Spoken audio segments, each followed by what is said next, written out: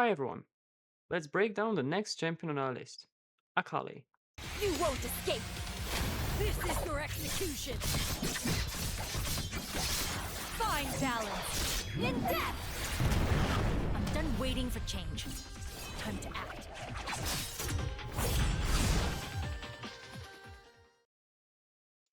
Okay, so Akali is an assassin, but not a typical one, because a typical assassin do not have the tool to escape.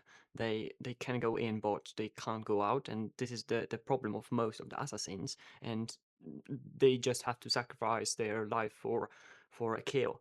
Akali has many tools to escape. So she can go out, she can escape, she can kill one person, then leave. She's good in like fast kills, but as well she can manage to fight in like few rotations if you are able to wait for another W or another E. Uh, she has no mana, she has energy, but after level upping her Q, it's not really a problem. She's played on mid lane and top lane.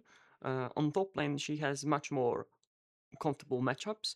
On mid lane, a lot of them are not that comfortable on the first levels, but after level 6, she's able to all in them and win many matchups. But as well, because of her W, she is able to survive the lane quite comfortably uh, in comparison to other melee assassins on mid lane. Her kit is mostly based on her passive. Every time she hits someone with her ability, then she gets her passive. It gives her movement speed, but also empowers the next auto attack. But Riot has decided to delete that skill part of the Akali. Her most used ability is her Q. This is the most important spell in her kit. Uh, if you're fighting with someone, every time you are moving around the range of your Q, uh, and as you can see, the energy is decreasing with levels, and that's why you level up it first. And after level 9, you are able to play. And during one short rotation of spells, you can queue a lot of times because you just have the energy. Her W is super important. It gives her movement speed, but of course it gives her the invisibility, which is very important. You play around it. It is a tool to escape or to dodge some abilities. It also restores her energy, which is very important. It gives as well the maximum energy, so you can immediately press it. You don't need to like save it to restore any energy. But every time you want to do something with Akali, you will have to wait for your W and for her E. And talking about it, this is the ability that deals the most amount of damage. If you land it, you deal absurdo amount of damage. You can as well use it to escape. You can use it for some cool tricks. But this is also like the main ability that needs to be landed to really kill someone. If you land with E, you can add another Q, another auto, and the damage that you deal is just crazy. Her ult is just a super connection between all of her abilities. She can dash twice. First dash is targeted. She dashes. Previously, it gave the stun as well, but not now. So you dash to someone. After the first dash, you can use any sort of ability, Q or E. Most of the time, you connect this with the E, because as I said, the E is super important. And the second dash, you can dash in any direction.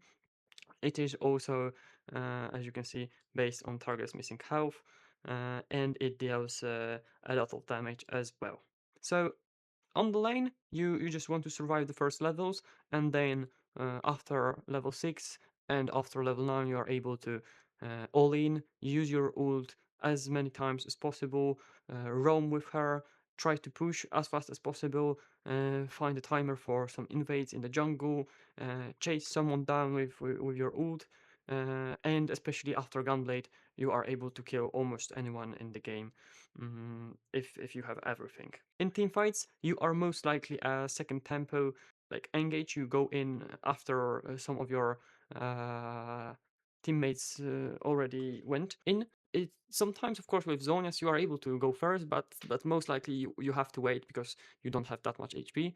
In many games you will be going for the enemy backline, but sometimes with many tanks you might be also a tank killer with many rotations of spells. But overall, you are an assassin and you go after the backline of enemies.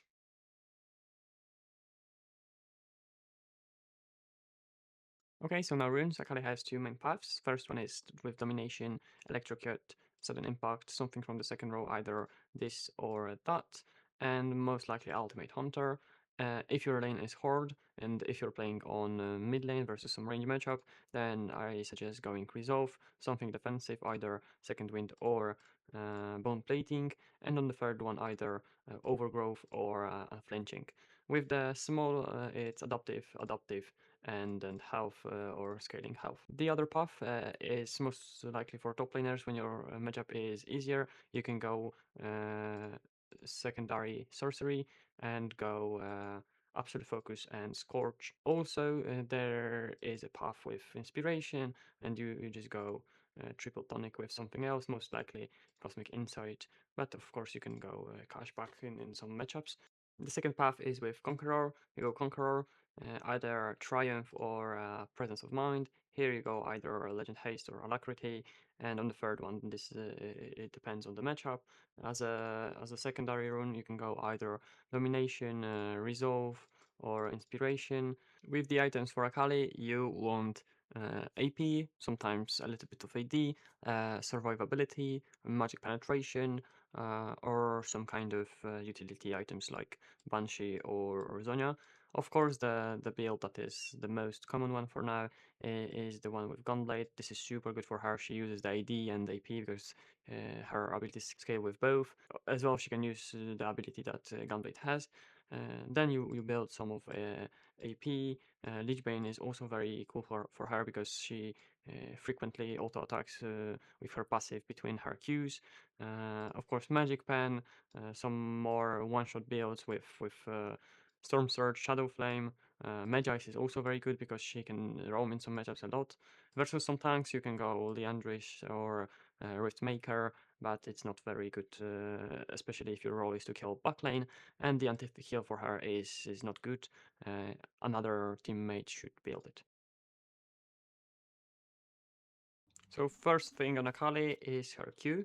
If you hit it on the last bit of range, then you don't need to run back. Your passive will already be procced.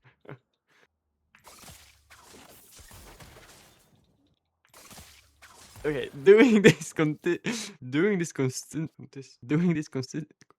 what the fuck? Doing this consistently is not that easy. A very important thing on Akali is her E flash interaction, because if you just click E flash, something like this will happen. If you flash in the right timing, then you will not like jump back.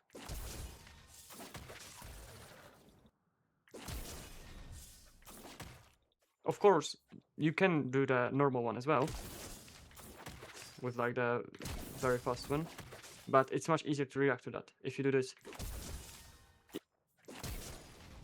See? You can do it to the side as well.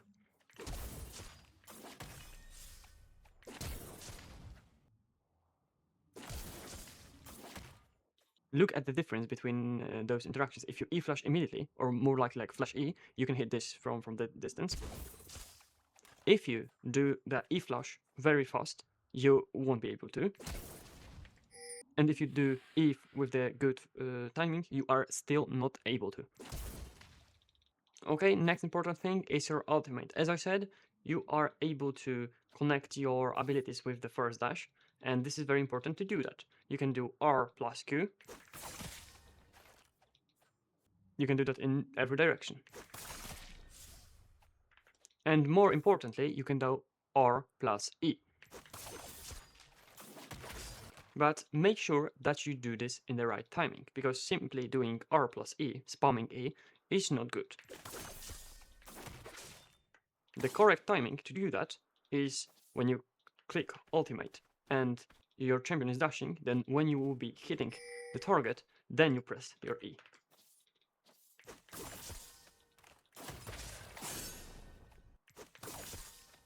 The same thing applies with Q.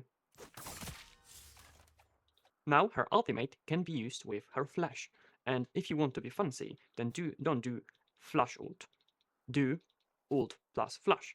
You can do this with R1 and R2.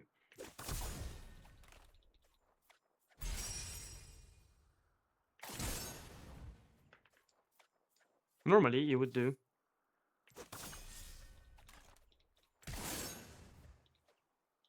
remember that you can use your W with your E.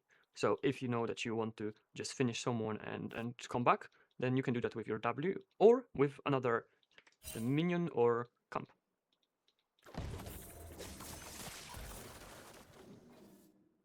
You can do EW as well.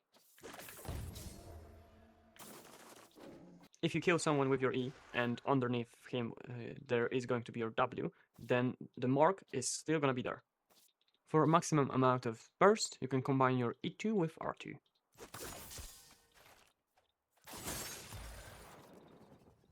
You can either go E then ult if you need to escape, or go Alt plus E. Remember to always play around your passive.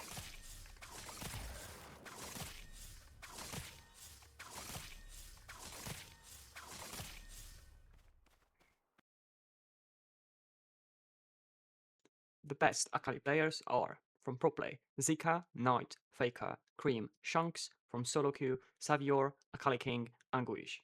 If you want to master Akali, watch them. Okay, so let's go with the skin tier list. On the D tier, we've got skins that do not really change in game. On the C tier, we've got the skin that makes the abilities blue. It's quite cool. On the B tier, we've got some better skins, but nothing really special. And as you can see, Akali has a lot of good skins because most of them are in the A tier. Even the default Akali is there. Some of those are very good, but there is one very, very good, and this is the Prestige Edition KDA Akali. And that's everything about Akali. If you found the video helpful, make sure to like and subscribe, and I'll see you in the next episode. Next up, we're moving on to action.